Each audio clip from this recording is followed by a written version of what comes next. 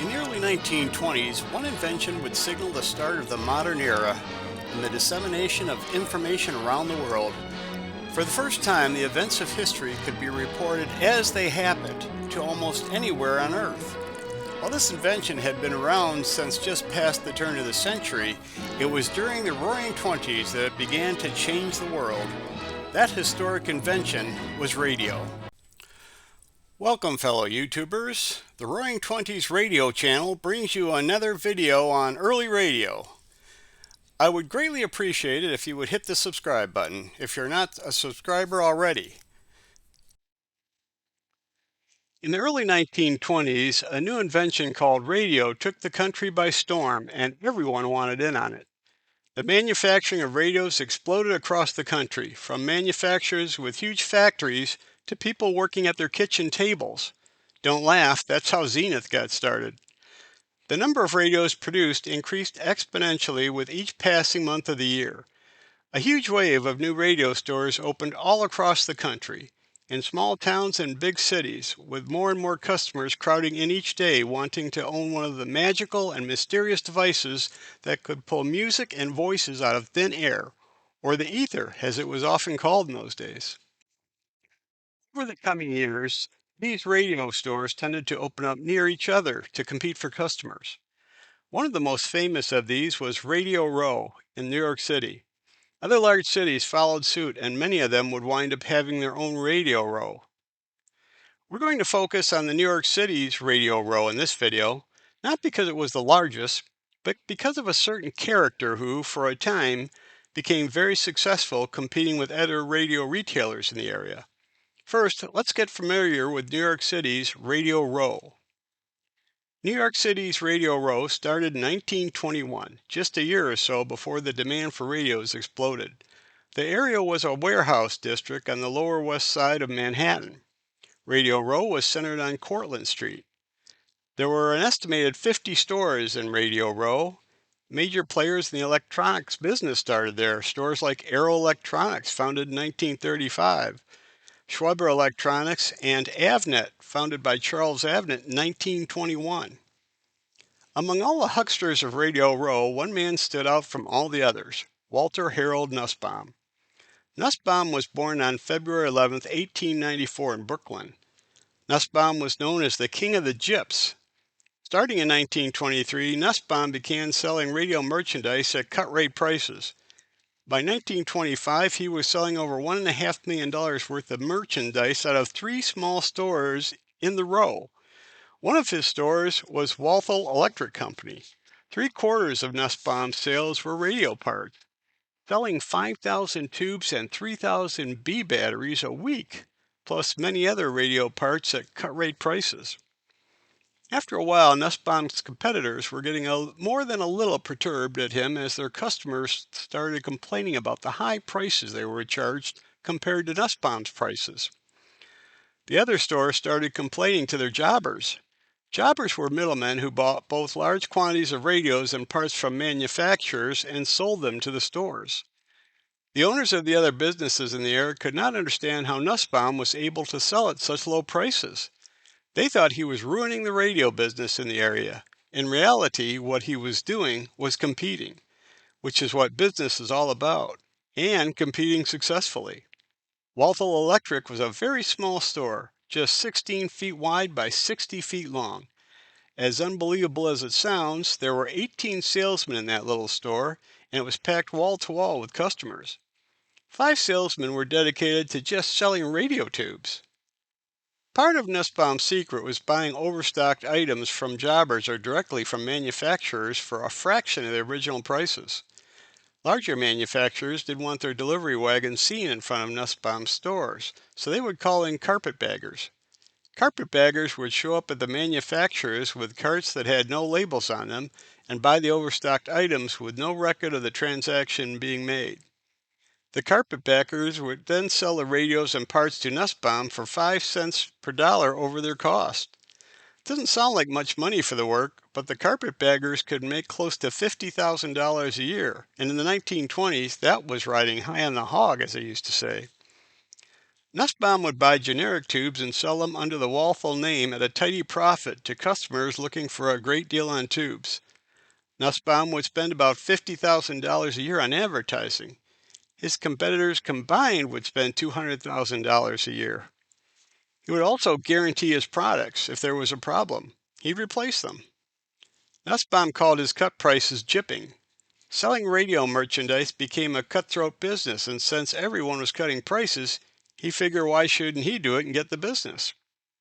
Shippers were under a lot of pressure to find and buy radio merchandise cheap and keep it in stock. Nussbaum knew back in 1925 it couldn't stay that way forever, but for the moment, it was working very well for him. Not much more is known about Walter H. Nussbaum. He died on September 23, 1967 in Glendale, New York, at the age of 73. He was buried in Mount Carmel Cemetery in Glendale. As for New York City's Radio Row, in the early 60s, the now 400 thriving businesses in the area were shocked to find out that the city had a plan to tear down Radio Row for new construction. The area had far more than just radio stores. There were restaurants, furniture stores, florists, jewelers, printers, and many other businesses. There were also the many people that lived in the apartments over the businesses. The Radio Row district was estimated to have been selling 10% of all TV and radio manufacturing in the country. Radio Row had peaked in the 1950s and was a worn down looking area by the mid 1960s, but business was still going strong in the district. The city planned to use eminent domain to evict almost all of the businesses and clear the area for new construction. Many existing groups and new groups formed to fight the destruction of Radio Row.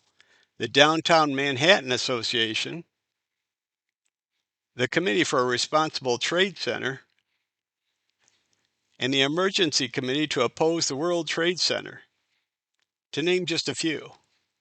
The campaign to stop the destruction failed and the city's plan moved forward. The merchants were offered just $3,000 to relocate. Many refused the payment and just closed their doors for good. Many businesses and the many people who live over the businesses were evicted. By the time it was all over, 300 businesses had been demolished and 120,000 people were out of a job. Many of those who worked there ended up dying from the stress. Others became depressed for years, and some for the rest of their lives. As for the new construction, it began in 1968 and it kept going until 1984. On September 11, 2001, most of the newer construction was destroyed when terrorists took control of 3 aircraft and crashed them into the World Trade Center, the centerpiece of the redevelopment of Radio Row. Radio Row might be gone, but you can still see and hear the sounds of Radio Row in this video clip I'm about to show you. Enjoy.